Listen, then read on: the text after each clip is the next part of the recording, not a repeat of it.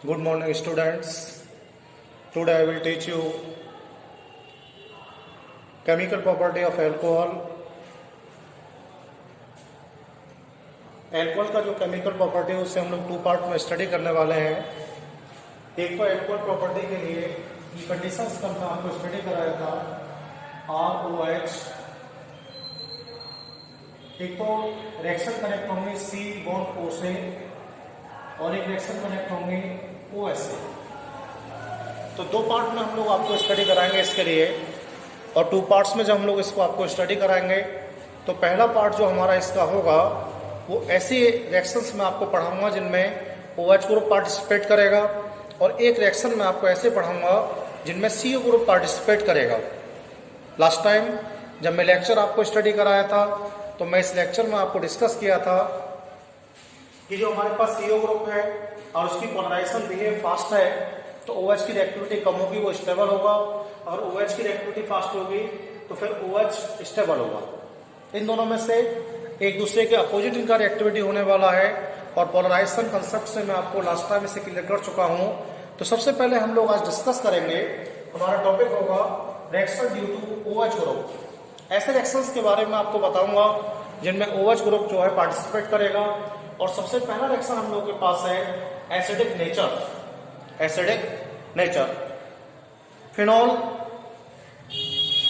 Blue litmus paper के लिए red नहीं करते हैं। अगर फिनॉल ब्लू लिटमस पेपर को रेड नहीं करता है तो इसका मीन्स है कि ये बहुत ही वीक एसिड है, लेकिन फिर भी कुछ केमिकल प्रॉपर्टी को रिप्रेजेंट करता है जिससे इसके एसिडिक बिहेव के बारे में कंफर्मेशन होती है। सबसे पहले अगर हम अल्कोहल में सोडियम को ऐड कर देते हैं तो जैसे अल्कोहल में हम लोग सोडियम को ऐड करते हैं तो अल्कोहल में सोडियम को ऐड करने के बाद एल्कोक्साइड हम लोगों को प्राप्त होता है, RONA हम लोग को प्राप्त होता है। ये कंपाउंड एल्कोक्साइड कहलाता है।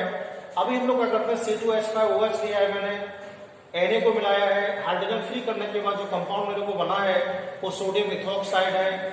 टर्सरी एल्कोहल भी इस टाइप के बिहेव को शो करते हैं, वो भी हाइड्रोजन को फ्री कर देते हैं।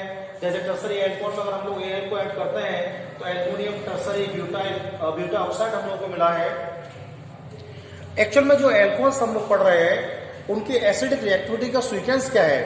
देखिए, एल्कोहल में प्राइमरी, टर्सरी, सेकेंडरी में एल्काइल ग्रुप प्रेजेंट होते हैं, और हम लोग जानते हैं कि एल्काइल ग्रुप की फंक्शन क्या होती है। जिन कंपाउंड्स में एल्काइल ग्रुप ज्यादा होते हैं वो प्लस इफेक्ट ज्यादा शो करते हैं। इससे क्या होता है, एसिडिक नेचर कम हो जाती है। तो जो प्राइमरी एल्कोहल्स होते हैं वो सबसे ज्यादा फास्ट एसिडिक होते हैं, उसके बाद सेकेंडरी होते हैं, और टर्सरी एल्कोहल जो होता है वो सबसे वीक एसिड होते हैं। और टर्सरी एल्कोहल वीक एसिड क्यों होते हैं, क्योंकि इनमें जो प्लस इफेक्ट होता है वो मैक्सिमम होता है, क्योंकि इसमें 3 एल्काइल ग्रुप लगा हुआ है।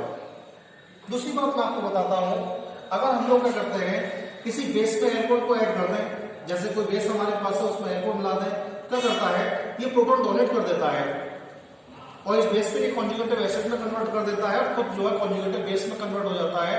इससे कंफर्म होता है इस रिएक्शन से कि अल्कोहल जो है वो एसिडिक बिहेव को शो करते हैं। लेकिन एक क्वेश्चन हम लोगों को बड़ा प्रैक्टिकल में पूछा जाता है, बार बार टीचर हम लोग को पूछते हैं कि वाटर और अल्कोहल में किसका एसिडिक नेचर ज्यादा होगा।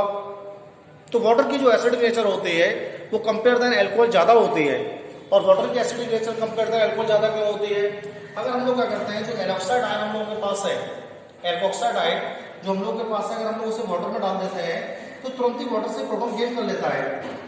ये तुरंत ही वाटर से प्रोटॉन गेन कर लेता है, और जैसे प्रोटॉन गेन करेगा तो क्या होगा, एल्कोहल में कन्वर्ट हो जाएगा, और ये OH हम लोग को मिलेगा। इसका बेस क्या है, इसका बेस है कि वाटर इस प्रोसेस के अंदर एल्कोक्साइड आयन के लिए प्रोटॉन ट्रांसफर कर रहा है। इस वजह से वाटर जो है स्ट्रॉन्ग एसिड है कंपेयर देन एल्कोहल।